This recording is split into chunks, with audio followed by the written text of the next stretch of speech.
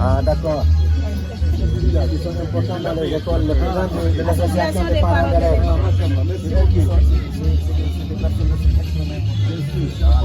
Voilà.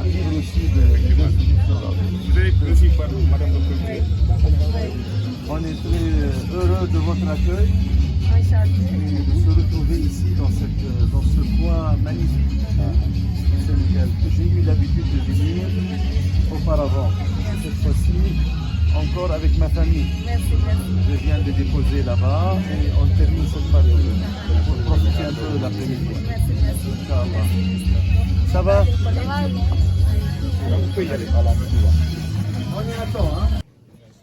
Monsieur Amadou Makhtar Gueye, assistant chargé de la question palestinienne.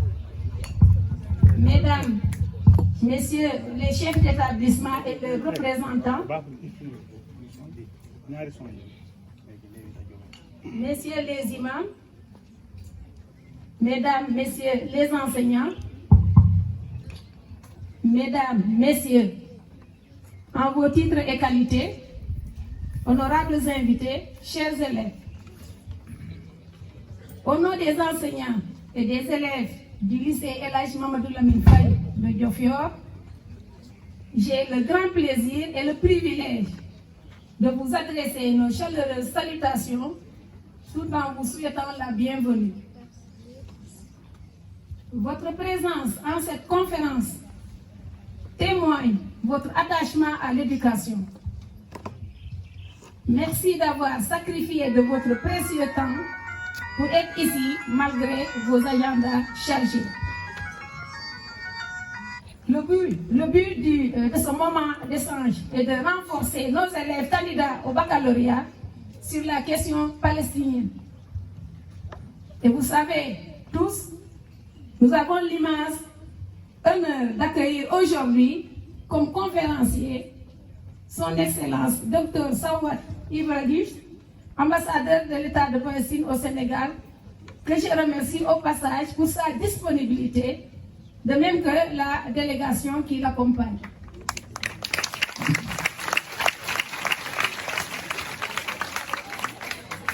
C'est pourquoi j'attache une grande importance à cette conférence, tout en espérant, chers élèves, qu'elle vous permettra de mieux comprendre le conflit israélo-arabe et de consolider davantage vos connaissances grâce aux informations que vous allez recevoir aujourd'hui.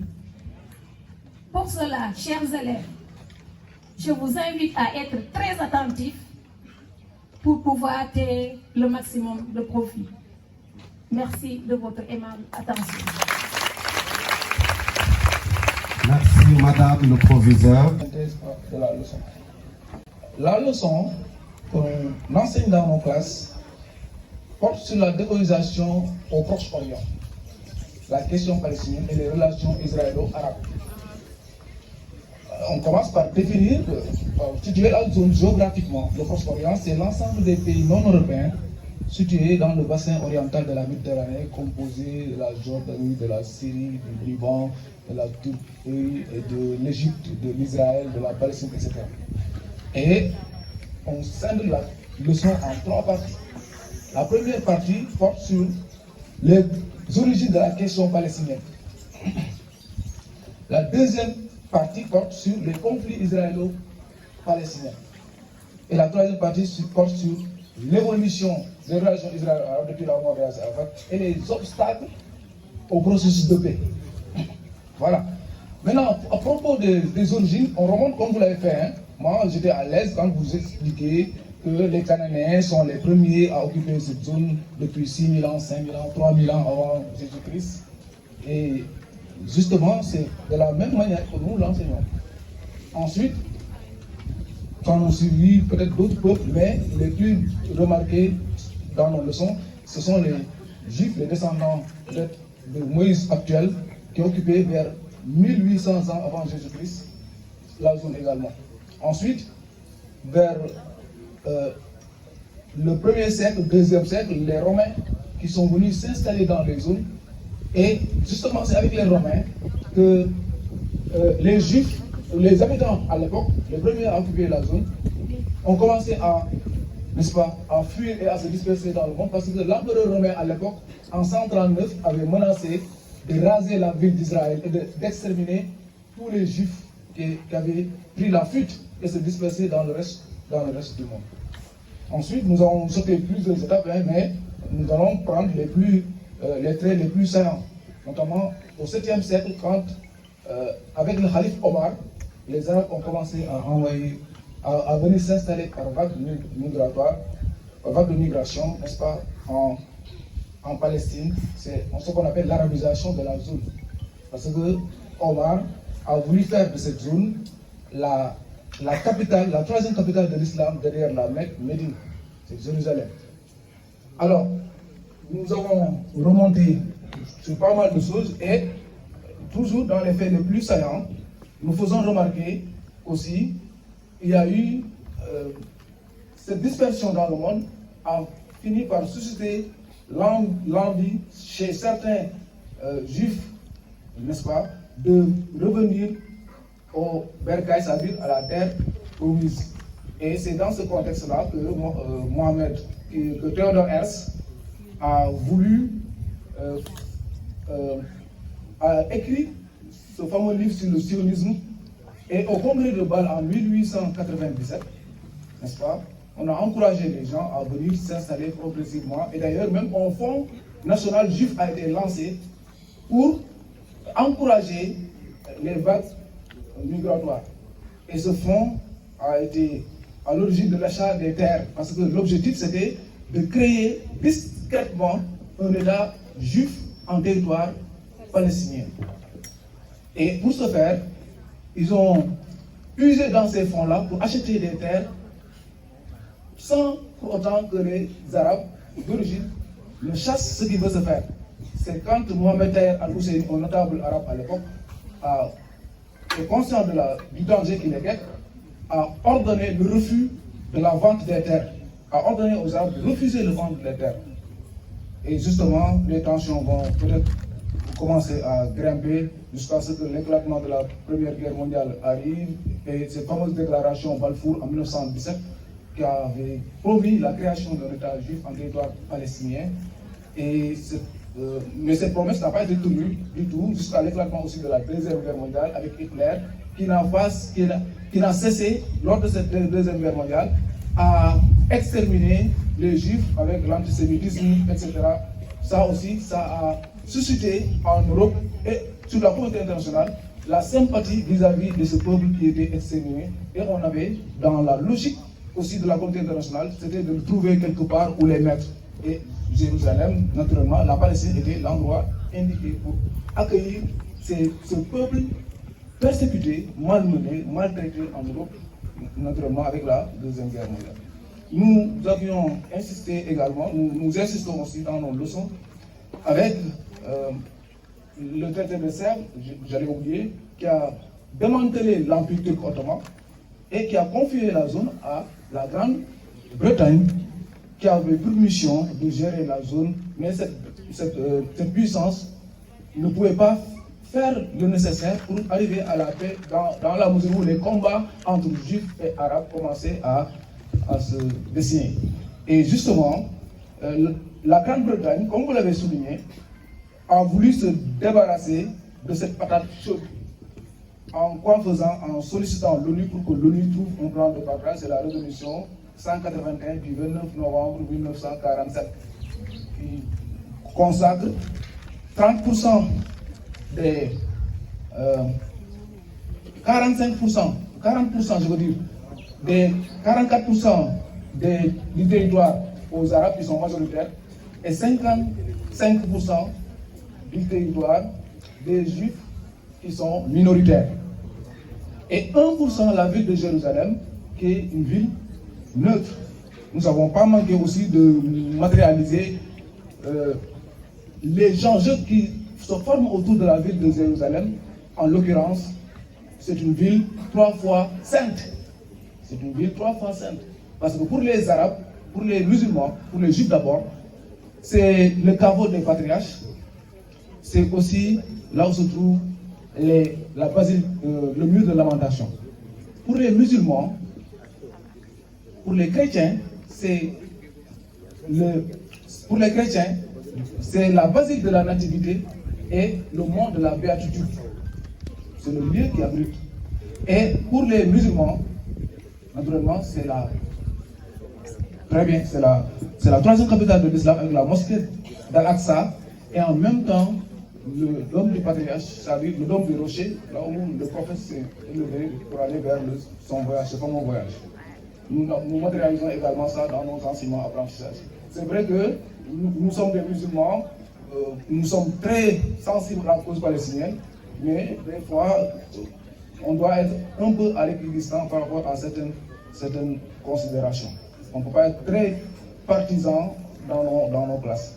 Alors, donc, monsieur l'ambassadeur, sous les origines, nous remontons jusque-là et nous montrons justement qu'à la veille du départ des Anglais, qui devrait se faire le 15 mai 1948, les Juifs, à la personne de David Ben Gourion, avaient proclamé l'indépendance à la veille, le 14 mai, l'indépendance de l'État d'Israël, dont il devient le premier ministre. Et puis lors, il n'y a plus de paix, n'est-ce pas? Parce qu'au lendemain de cette déclaration d'indépendance, les pays arabes lui ont déclaré la guerre. C'est la première guerre d'indépendance en 1948, n'est-ce pas? Nous avons suivi d'autres résolutions avec la conquête des terres. Ensuite, la crise de Suez en 1956, quand Gamal Abdel Nasser a voulu récupérer le canal, n'est-ce pas, et le nationaliser le canal de Suez. Et la position des États-Unis qui n'a pas été associée à cette crise. Et la guerre des 6 jours qui ont suivi également en 1967, je veux dire, la guerre des 6 jours, du 5 au 10 juin 1967. Et cette guerre des 6 jours également, qui avait tourné à l'avantage d'Israël parce que son armée est plus équipée. Et la crise le choc pétrolier avec le déclenchement de la guerre du Yom Kippour en 1973, n'est-ce pas? Nous faisons état de tout ça avant d'arriver à la complexité du règlement du conflit, naturellement, et avec le processus depuis les accords d'Oslo en 1993, avec la fameuse poignée de main entre Isaac Rabin et Yasser Arafat sur le perron de la Maison Blanche à Washington. Et c'était un accord historique parce que là, c'était une reconnaissance mutuelle en quelque sorte. L'autorité palestinienne reconnaît Israël, ce qui n'a jamais été, et Israël, en retour également, accepte en donner, reconnaître la Palestine pour une durée de 5 ans, avec même les accords d'Oslo 2, ça aussi nous en revenons, avec la Cisjordanie, etc. Nous avons toujours, dans cette logique de processus de paix, montré les positions, n'est-ce pas, des grandes puissances, notamment avec le quartet, n'est-ce pas, les États-Unis, l'Union européenne, les Nations Unies, très bien, et la Russie, en voulant que les frontières qui étaient dessinées en 1967 soient consolidées. Mais toujours, Israël refuse de libérer tout le temps les territoires occupés. Nous détalons pas mal de choses, en fait, parce que vouloir résumer toute la leçon qui se fait en 6 heures de temps en une prise de parole, c'est un peu compliqué. Et M. Mbaye m'a pris au dépourvu. Mais nous avons, vers la fin, nous avons même montré la complexité de ce problème-là davantage avec la disparition d'Isaac Rabin, qui était un homme on peut dire qualifié d'un homme de paix, et la disparition aussi de Yasser Arafat en 2004, n'est-ce pas, qui était aussi un homme disposé à la paix, je veux dire, et à la concorde. Mais ce qui a aussi rendu la chose compliquée aussi, nous notons avec la victoire du Hamas, n'est-ce pas, en 2006 aux élections législatives, et qui a fait donc que souvent les Occidentaux ne veulent pas négocier, ou Israël ne veut pas négocier avec le Hamas, n'est-ce pas? Et depuis lors, il y avait aussi, vers les années 2003, la mort, les assassinats ciblés, même l'assassinat de Cheikh Ahmed Yassine, n'est-ce pas, qui a rendu la chose beaucoup plus compliquée. Bref, c'était ça dans le processus de paix. Maintenant, les points de choquement, les points dans lesquels les États ne peuvent pas trouver un accord de paix, vous les avez évoqués tout à l'heure, c'est la question de Jérusalem, qui est une ville 3 fois sainte. À qui réserver la gestion de Jérusalem? Aux Arabes, aux chrétiens, aux juifs, etc.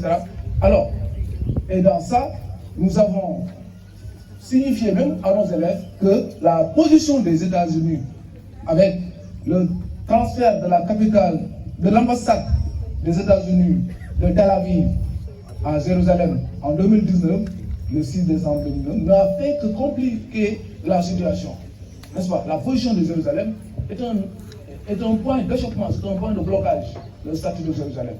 Deuxième situation qui complique la chose, c'est la question des territoires occupés. Faut-il les libérer? Faut-il les conserver? Israël refuse. À chaque fois qu'on leur donne de libérer et de revenir aux frontières normales, Israël refuse. C'est la position des colonies et des frontières. La troisième situation, c'est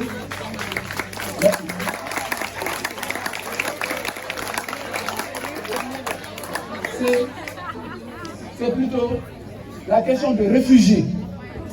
À chaque guerre, les Palestiniens prennent leurs bagages, sans doute sous la menace des bombardements, pour quitter et sortir, se réfugier dans les territoires voisins. Notamment, on a vu même le massacre de Chadra et de Chadila en 1982, n'est-ce pas? Le statut de réfugié. Pour Israël, pour la Palestine, les Arabes doivent revenir. Les Palestiniens réfugiés doivent revenir dans leur pays d'origine. Mais Israël refuse à ce que ces réfugiés-là reviennent au nom de l'aide humanitaire qui leur est proposée. Ça aussi, nous l'enseignons. Et enfin, nous montrons la position des lobbies juifs, n'est-ce pas, qui influencent souvent la position des puissances occidentales, notamment des États-Unis. Parce que ces lobbies-là sont très puissants et influencent souvent les prises de décision des Occidentaux. En gros, voilà, chers amis, chers invités, Michel Abadou, comme ça que nous avons la leçon dans nos classes. Merci, Michel Abadou. Merci. Vocabulaire. Il a parlé des Arabes et de musulmans. Les Arabes existaient, ils étaient toujours là. Les Canaaniens sont des Arabes, les Yaboussiens sont des Arabes, les Amoriens sont des Arabes.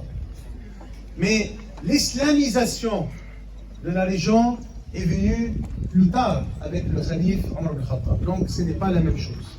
On peut être arabe et chrétien. On peut être musulman et africain.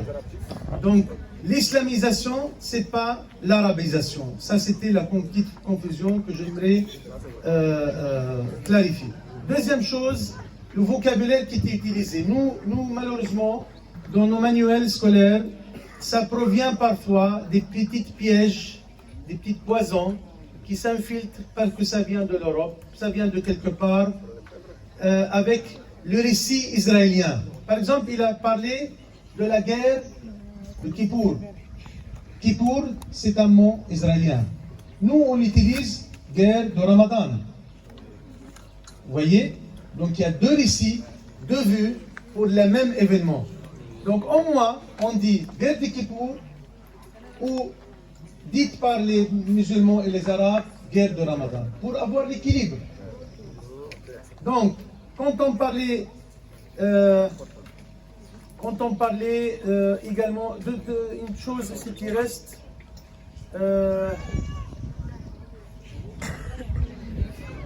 oui, parce qu'il y a beaucoup de choses qui étaient dites, mais la guerre des Kippour, subhanallah, subhanallah, il faut dire subhanallah, c'est bien, sallu ala nabi.